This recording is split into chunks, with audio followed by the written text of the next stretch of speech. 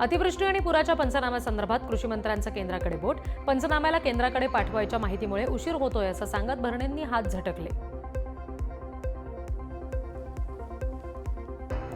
सोलापूरमध्ये झालेली आंदोलनं स्पॉन्सर आंदोलनं. आंदोलकांविरोधात शिस्तभंगाची कारवाई करण्यासाठी पत्र देणार राजेश काळे यांची प्रतिक्रिया.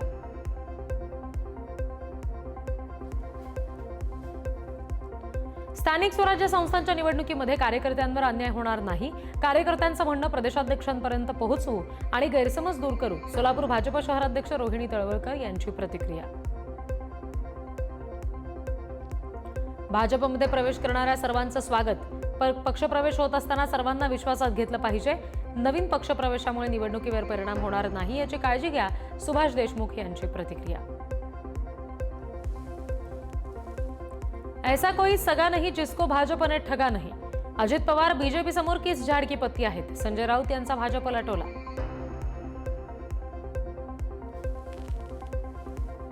मित्रांच्या पाठीत खंजीर खुपसून राजकारण करणं उद्धव ठाकरेंच्या शिवसेनेचं काम. संजय राऊत हे गँग्स ऑफ ठग्सचे सरदार आहेत. नवनाथ बन यांची संजय राऊत यांच्यावर टीका. शेतकऱ्यांसाठी होणारं आंदोलन केवळ विधान परिषद आमदारकीसाठी. स्वतःच्या पुनर्वसनासाठी बच्चू कडूंचा सरकारवर दबाव आणण्याचा प्रयत्न. रवी राणा यांची बच्चू कडूंवर टीका. जैन धर्माच्या जमिनीचा मुद्दा डायव्हर्ट करण्यासाठी शनिवार वाड्याचा मुद्दा आणला. शनिवार वाडा प्रकरण मुरलीधर मोहोळ यांच्या फायद्यासाठी. सुषमा अंधारे यांचा दावा. पुणे जिल्हा परिषदेचा अध्यक्ष अजित पवारांच्या राष्ट्रवादीचा होईल. राष्ट्रवादीचे 2 गट झाले असले तरी अध्यक्ष अजितदादांच्या विचारांचा होईल. दत्तात्रय भरणे यांचा दावा. रायगडचे शिवसेनेचे उपजिल्हा प्रमुख रमेश मोरे यांचा राष्ट्रवादीत पक्षप्रवेश. सुनील तटकरे यांच्याकडून राष्ट्रवादीचे मोठे मासे गळ्याला लावण्याचा प्रयत्न. रमेश मोरे यांची गोगावलेंचे विश्वासू म्हणून ओळख. एकनाथ शिंदेंनी अण्णा हजारेंना व्हिडिओ कॉल करत दिल्या दिवाळीच्या शुभेच्छा. मंगेश चिवटे यांनी राळेगण सिद्धी इथे जाऊन अण्णा हजारेंची भेट घेतली. यावेळी त्यांनी शिंदेंना केला व्हिडिओ कॉल. नागपूर महानगर प्रदेश विकास प्राधिकरणाची मुख्यमंत्र्यांच्या अध्यक्षतेखाली बैठक. बैठकीमध्ये नागपुरातील रस्ते बाह्य वळण मार्गाला जोडण्यासाठी कामाला मंजुरी. इंडस्ट्रियल कॉरिडॉर विकसित करण्यासाठी सल्लागार नेमण्यासाठी सुद्धा मान्यता. माजी वित्तमंत्री महादेवराव शिवणकर यांच्यावर शासकीय इतमामात अंत्यसंस्कार. गोंदियामध्ये पोलिसांनी दिली मानवंदना.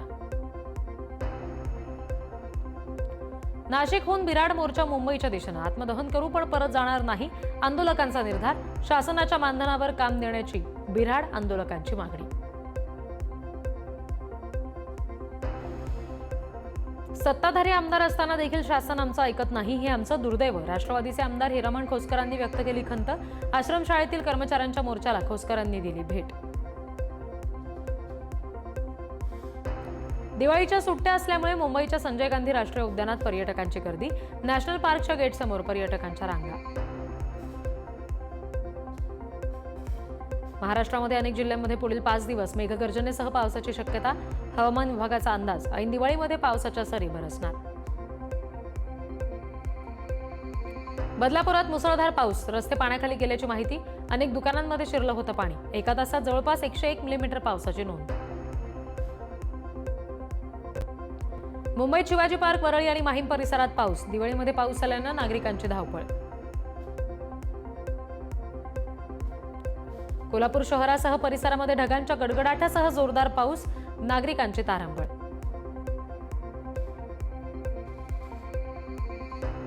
भिवंडी शहर आणि ग्रामीण भागात दिवाळीच्या दिवशी पावसाची दमदार हजेरी. ढगाळ वातावरणासह विजांच्या कडकडाटातच जोरदार पावसाची हजेरी. ढगाळ वातावरणासह विजांचा पाऊस पडल्यानं नागरिकांची धावपळ. वाशिम जिल्ह्यातील काही भागांमध्ये अचानक वादळी वाऱ्यासह जोरदार पावसाची हजेरी. दिवाळीनिमित्त सजलेल्या बाजारपेठेत पावसामुळे व्यापारी आणि ग्राहकांची धांदल. लोणावळा शहरामध्ये ढगांच्या गडगडाटासह जोरदार पाऊस. अचानक आलेल्या पावसामुळे रस्त्यावर नागरिकांची पळापळ. पावसामुळे वातावरणात गारवा. बीडच्या आष्टी तालुक्यामध्ये जोरदार वादळी वाऱ्यासह पावसाची हजेरी. दिवाळीमध्ये पाऊस आल्यानं शेतकऱ्यांसह नागरिकांची तारांबळ. घरासमोर लावलेले दिवे, आकाशकंदील भिजून नुकसान. जालना शहरासह परिसरामध्ये पावसाची हजेरी. अचानक आलेल्या पावसामुळे वातावरणात गारवा. नागरिकांची उकाड्यापासून सुटका. कल्याण पश्चिम परिसरामध्ये घरावर कोसळलं झाड. घटनेमध्ये 2 जण जखमी झाले असून 3 घरांचंही नुकसान. अग्निशमन दलानं रस्त्यावरून झाड हटवलं. मराठा आंदोलक जरांगे शेतकऱ्यांसाठी लढणार. दिवाळीनंतर शेतकऱ्यांच्या तज्ज्ञांशी चर्चा करून घेणार बैठक.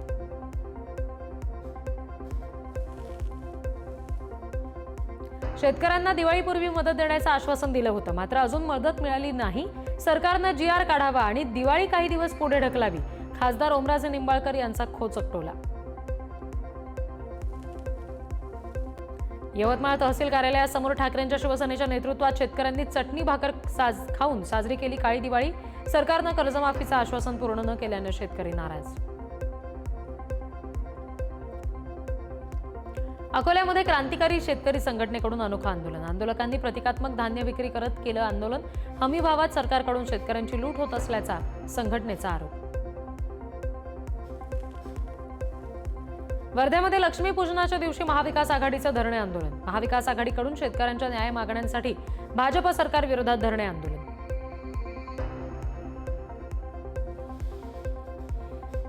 अमरावतीमध्ये दिवाळीच्या दिवशी शेतकऱ्यांचं अन्नत्याग आंदोलन. शेतकऱ्यांना सरसकट कर्जमाफी देण्याची मागणी. सरकारच्या निषेधात काळी दिवाळी साजरी. वाशिमच्या तहसील कार्यालयासमोर शेतकऱ्यांचं चटणी भाकरी खाऊन काळी दिवाळी आंदोलन.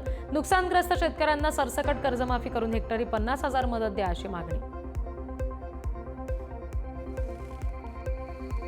शिर्डीमध्ये साईबाबांच्या मूर्तीला घालण्यात आली 4 कोटींची आभूषणं. साईंच्या दरबारी लक्ष्मी कुबेर पूजनाचा थाट.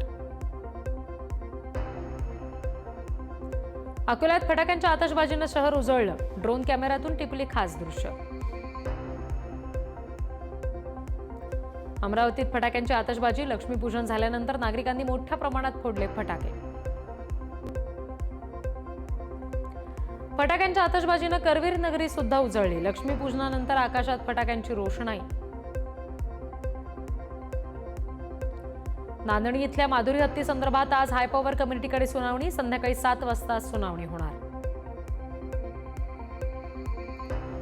मीरा रोड इथे काशीमीरा परिसरात किरकोळ वादातून 2 गटात राडा. काही जणांनी मोठ्या प्रमाणात केली तोडफोड. बीडमध्ये फटाके फोडताना एका 7 वर्षाच्या मुलाच्या डोळ्यांना गंभीर इजा. न फुटलेल्या एका फटाक्याची दारू बाहेर काढताना डोळ्यांना इजा. नालासोपाऱ्यातील 3 दुकानांना भीषण आग. अग्निशमन दलाने शर्थीचे प्रयत्न करून आग नियंत्रणात आणली. परिसरात धुराचे लूट.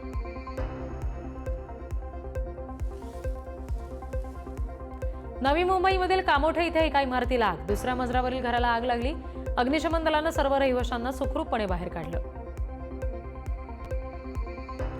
लंडन विद्यापीठाच्या school of oriental and African studies इथे हिंदीच्या प्राध्यापिका एमेरिटा आणि जगभरात ख्याती असलेल्या हिंदीच्या अभ्यासक फ्रान्सिस्का ओर्सिनी यांना भारतात प्रवेश करण्यापासून रोखण्यात आले. त्यांच्याकडे 5 वर्षाचा वैध ई-व्हिसा असताना सुद्धा त्यांना दिल्ली विमानतळावरून तातडीनं परत पाठवण्यात येणार असल्याचं कळतंय.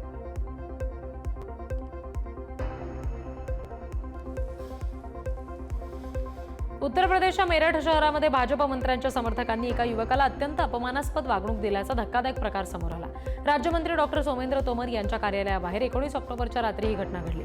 पार्किंगच्या वादातून मंत्र्याचे निकटवर्तीय समजल्या जाणाऱ्या समर्थकांनी 2 तरुणांना घेरलं.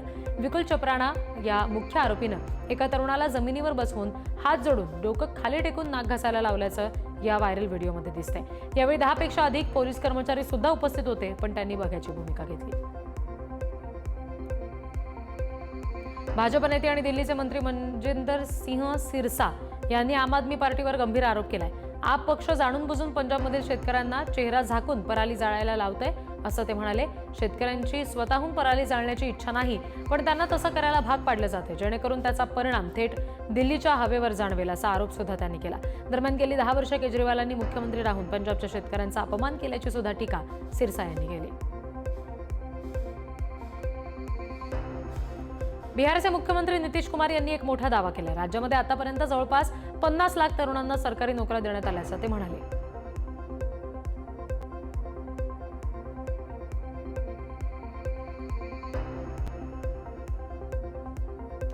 पंतप्रधान नरेंद्र मोदी यांनी दीपावलीनिमित्त देशवासियांना भावनिक पत्र लिहून शुभेच्छा दिल्या. अयोध्येतील राम मंदिराच्या निर्मितीनंतर ही दुसरी दीपावली असून प्रभू श्रीरामांकडून मर्यादा आणि अन्यायाविरोधातील लढ्याची प्रेरणा घ्यायला हवी असं मोदी म्हणाले.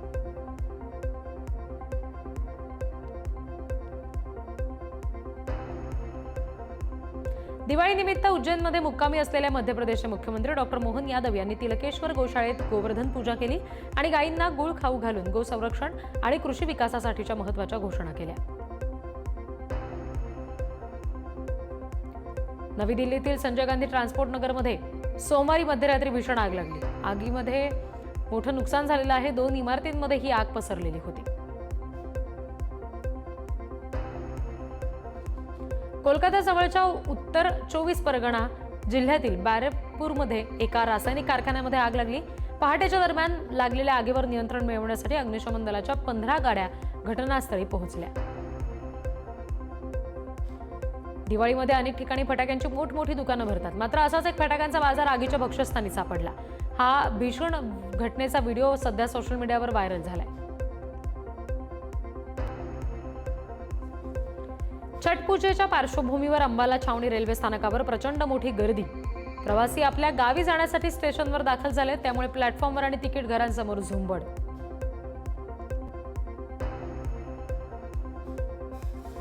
गुजरातच्या डाकोर मंदिरात एक अनोखी आणि पारंपरिक घटना पाहायला मिळाली.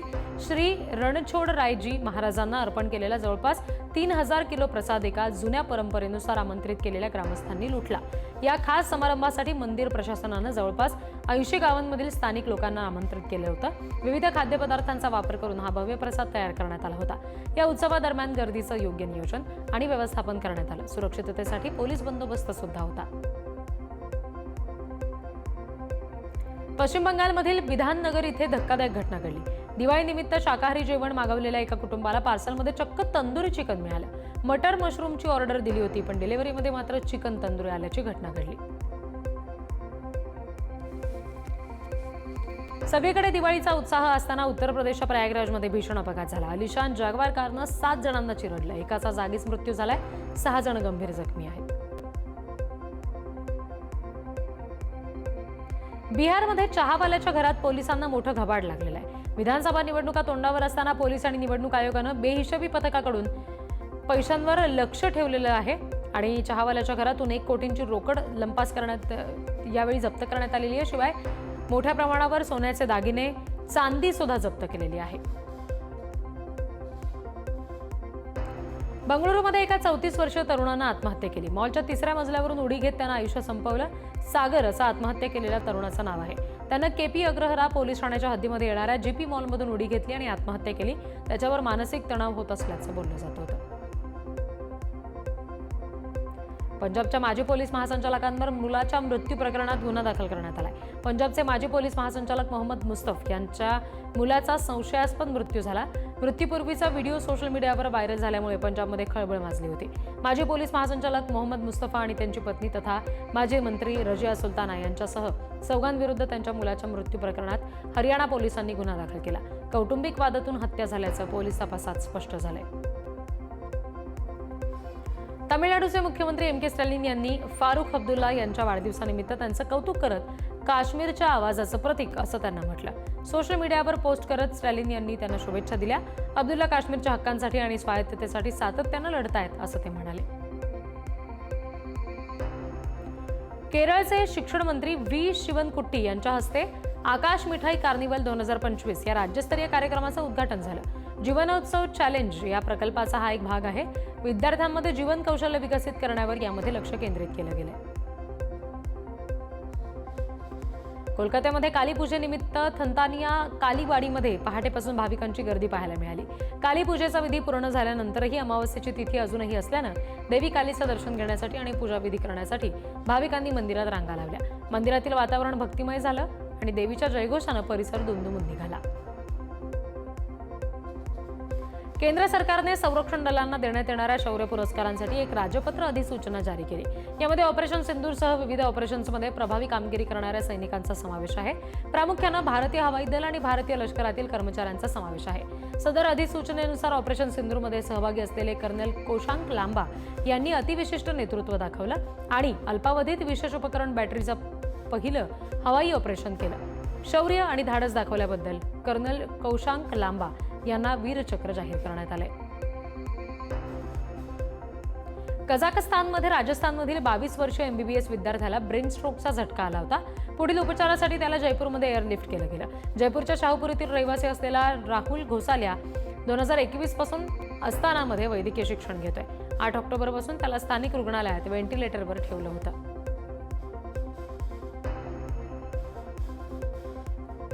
मिझोराममध्ये 1 सप्टेंबर पासून अंमली पदार्थांची तस्करी केल्याच्या आरोपावरून 15 परदेशी नागरिकांसह कमीत कमी 71 लोकांना अटक झाली, अशी माहिती वरिष्ठ पोलीस अधिकाऱ्यांकडून मिळते. हे आरोपी अंमली पदार्थांच्या तस्करीशी संबंधित विविध प्रकरणांमध्ये पकडले गेले. मेटा कंपनीने फेसबुक मेसेंजर ॲप बंद करण्याची घोषणा केली. त्यामुळे लाखो मेसेंजर युजर्सवर परिणाम होणार आहे. कंपनीनं युजर्सना याबाबत नोटिफिकेशन्सद्वारे अलर्ट राहायला सांगितलेलं आहे.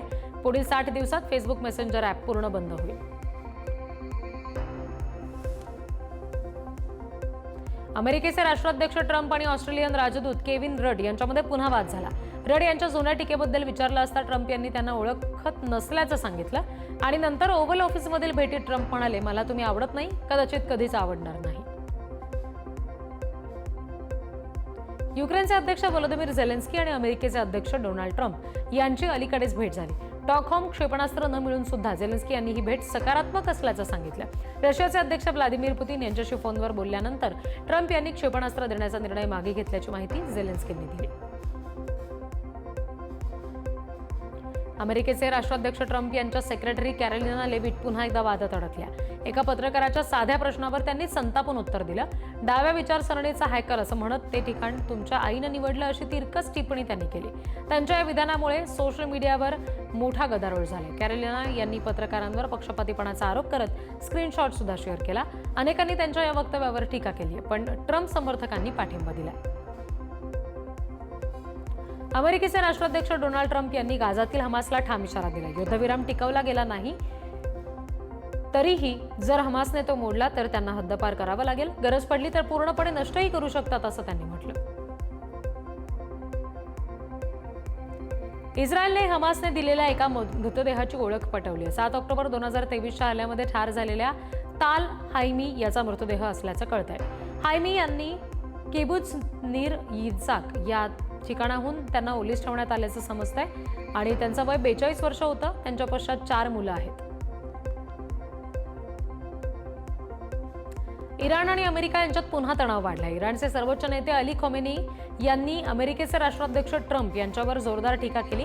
त्यांनी ट्रम्प यांची इराणवर बॉम्बस्फोट करण्याची धमकीची खिल्ली उडवली आणि ते फक्त स्वप्नच राहणार असल्याचं म्हटलं. व्हाईट हाऊसच्या पूर्व विंगमध्ये सध्या मोठं नूतनीकरण सुरू आहे. या भागातील काही खिडक्या आणि प्रवेशद्वार फोडण्यात आले. तिथे नवीन बॉलरूम बांधण्यात येणार आहे. हा भाग पूर्णपणे आधुनिक केला जाणार असून नवीन बॉलरूममध्ये जवळपास 1000 लोक बसू शकतील, अशी माहिती राष्ट्राध्यक्ष ट्रम्प यांनी दिली. सुरुवातीला ही क्षमता 650 माणसांची होती. अमेरिकेच्या H-1B व्हिसा संदर्भात महत्त्वाची माहिती समोर आली. अमेरिकेच्या गृह सुरक्षा विभागानं काही नवीन नियम जारी केलेत. त्यानुसार जे लोक आधीच अमेरिकेमध्ये आहेत आणि इतर व्हिसा वर्गातून H-1B व्हिसावर येत आहेत त्यांना शुल्क भरावं लागणार नाही. तसंच आधीच H-1B व्हिसा असलेल्या लोकांना त्याचा कालावधी वाढवताना शुल्क माफ केलं जाईल. मात्र हे नियम फक्त नवीन अर्जदारांसाठी नाहीत. शिवाय ऑनलाईन पेमेंटसाठी सुद्धा नवीन सोय करण्यात आली आहे. अमेरिकेमध्ये परदेशी कामगारांवर खर्च वाढण्याची चिंता आहे, पण त्यामुळे अमेरिकन नागरिकांना नोकरी मिळण्याची संधी वाढेल, असा दावा सरकारनं केला.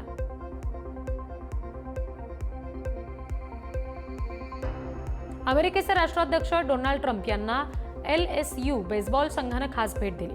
LSUचा बेसबॉल संघ 2025 कॉलेज वर्ल्ड सिरीजचा विजेता ठरला.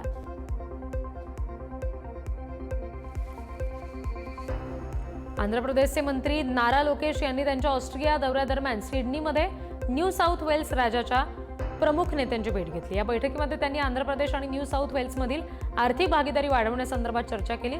खास करून व्यापार, तंत्रज्ञान आणि शिक्षण क्षेत्रामध्ये सहकार्य कसं वाढवायचं यावर भर देण्यात आला। तंत्रज्ञान हस्तांतरण, स्टार्टअपसाठी प्रोत्साहन आणि रोजगाराच्या संधी निर्माण करण्यावर लक्ष देण्यात आलेलं आहे। न्यू साऊथ वेल्सच्या नेत्यांनी सुद्धा आंध्र प्रदेश सोबत काम करण्यास सहमती दर्शवली। फ्रान्सचे माजी राष्ट्राध्यक्ष निकोलस सार्कोझी यांना 5 वर्षांची तुरुंगवासाची शिक्षा झाली। त्यांना पॅरिसमधील ला सांते तुरुंगामध्ये ठेवलं जाणार आहे। दरम्यान खास सुरक्षा कारणांसाठी त्यांना वेगळ्या VIP विभागात एकांतवासात ठेवलं जाईल। भारत सरकारने काबूलमधील आपल्या टेक्निकल मिशनला पुन्हा एकदा अधिकृत दूतावासाचा दर्जा दिलाय। 21 ऑक्टोबरला हा निर्णय घेतला गेला। भारत आणि अफगाणिस्तान यांच्यातील परस्पर संबंध आता आणखी मजबूत होतील असं परराष्ट्र मंत्रालयानं स्पष्ट केलं।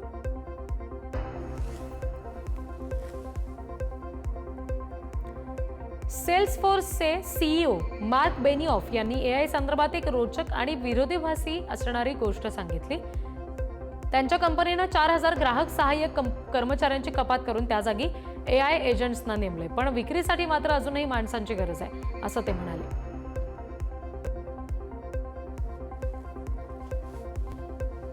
Amazonच्या AWS क्लाउड सर्व्हरमध्ये तांत्रिक बिघाड झाला आणि त्यामुळे जगभरातील अनेक ॲप्स आणि वेबसाईट्सचा अडथळा निर्माण झाला।